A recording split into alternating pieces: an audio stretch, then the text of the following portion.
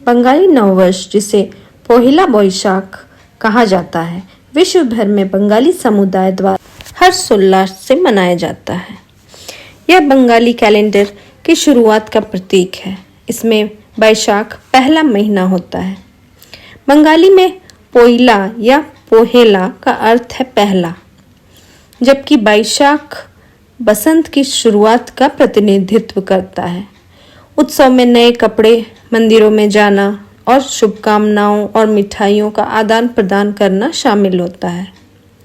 पोइला बैशाख बंगालियों के लिए एक महत्वपूर्ण अवसर है, क्योंकि यह एक नए वित्तीय वर्ष की शुरुआत का प्रतीक है। पुरुष और महिलाएं दोनों ही अपने दिन की शुरुआत मंदिरों में जाकर एक समृद्ध वर्ष के आशीर्वाद लेने से करते हैं। नव वर्ष बंगालियों की पूर्व संध्या पर लोग कालीघाट, दक्षिणेश्वर और बेलूर जैसे मंदिरों में प्रार्थना के लिए एकत्रित होते हैं। उत्सव की तैयारी के लिए परिवार अपने घरों की सफाई करते हैं और सजाते हैं। कई लोग सूर्योदय के समय गंगा और पवित्र नदियों में स्नान करके दिन की शुरुआत करते हैं। बंगाली व्यंजन में छोला दाल, राधा बल्लवी, मछली, मटन करी जैसे उत्सव के भोजन का आनंद लिया जाता है। साथ ही काजू बर्फी, रसगुल्ला, रसमलाई जैसे मिठाइयाँ भी बनती हैं।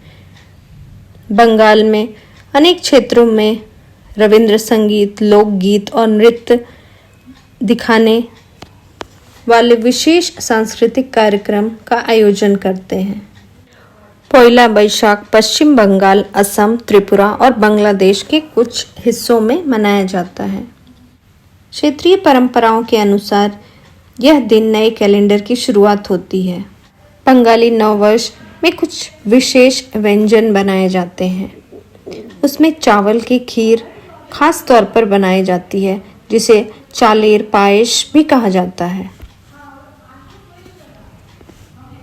यह दूध और चावल से बनाई जाती है। बंगाली छोलेर दाल भी बनाई जाती है। इस दिन खास तौर पर मछली, चिकन, मटन और विभिन्न प्रकार की सब्जियां भी बनाई जाती हैं। अनेक प्रकार की मछली बनाई जाती है। पारंपरिक व्यंजनों में पंता भात यानी पानी वाला चावल बांग्लादेशी व्यंजनों का एक खास हिस्सा है।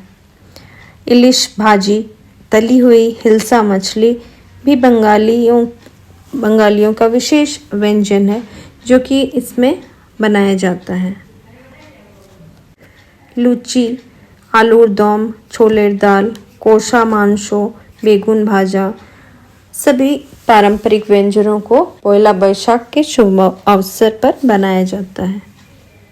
इसी तरह मिथिलांचल में यह पर्व जुड़ शीतल के नाम से जाना जाता है और मिथिला के घर घर में उत्साह के साथ पूरे परंपरागत तरीकों से मनाया जाता है। जुड़ शीतल के दिन मिथिला के किसी भी घर में चूल्हा नहीं जलाया जाता है। जुड़ शीतल एक ऐसा पर्व है जो मिथिला के घर घर में आज भी पूरे उत्साह के साथ मनाया जाता है।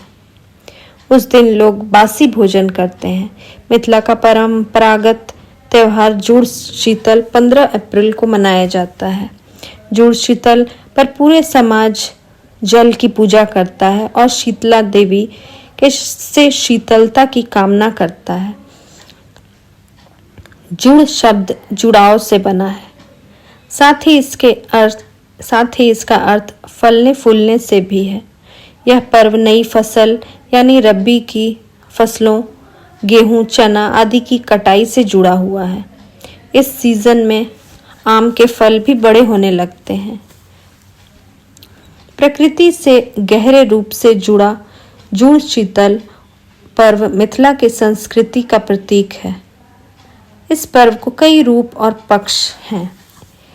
इसके बहाने पर्यावरण में जल संरक्षण तक की पहल की जाती है।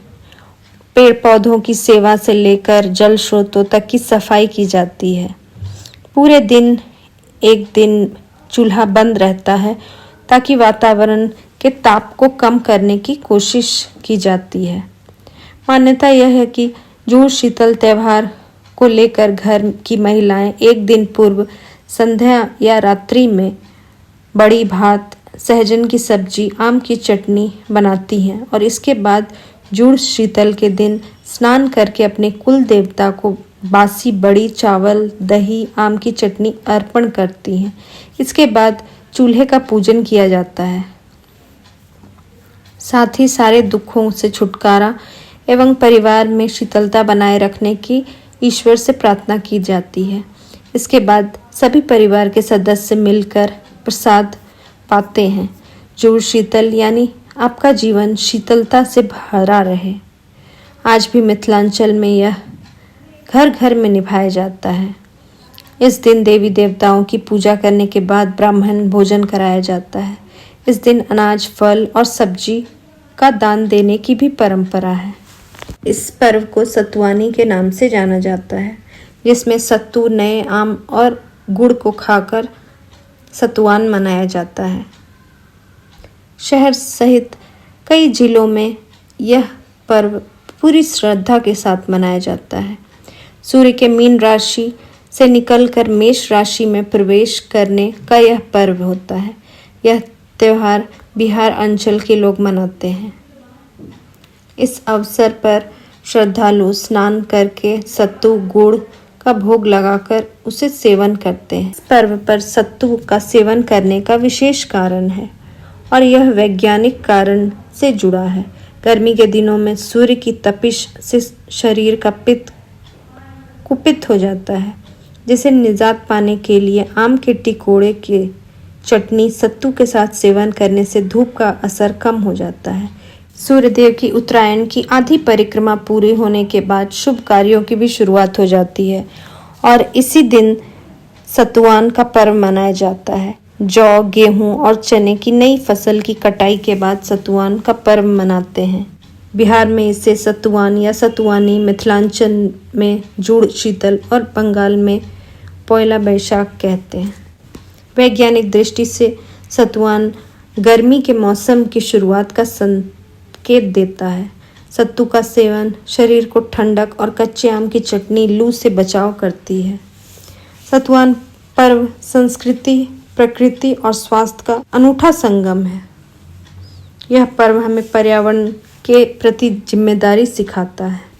इसी तरह पूर्व केरल में विशु पर्व धूमधाम से मनाया जाता है।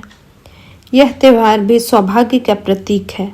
मलयालम कैलेंडर के अनुसार विशु नए साल के रूप में मनाया जाता है। ये दिन भगवान श्री कृष्ण और विष्णु को समर्पित है।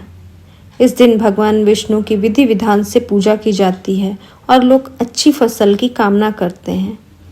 इस दिन नया पंचांग पढ़ा जाता है, जिसे लोग पूरे साल का भविष्यफल देखते हैं। पौराणिक कथाओं के अनुसार इस दिन भगवान श्री कृष्ण ने राक्षस नरकासुर का वध किया था, बुराई का अंत किया। इसलिए इस दिन भगवान विष्णु और कृष्ण की पूजा की जाती है।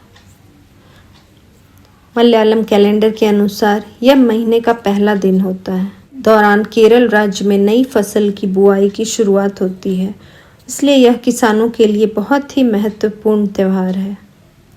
इस दिन लोग जल्दी उठकर नए वस्त्र पहनकर मंदिर जाते हैं और भगवान की दर्शन करते हैं। इस दिन की प्रमुख विशेषता विशु ककणी है। विशु ककणी झांकी के दर्शन को कहते हैं।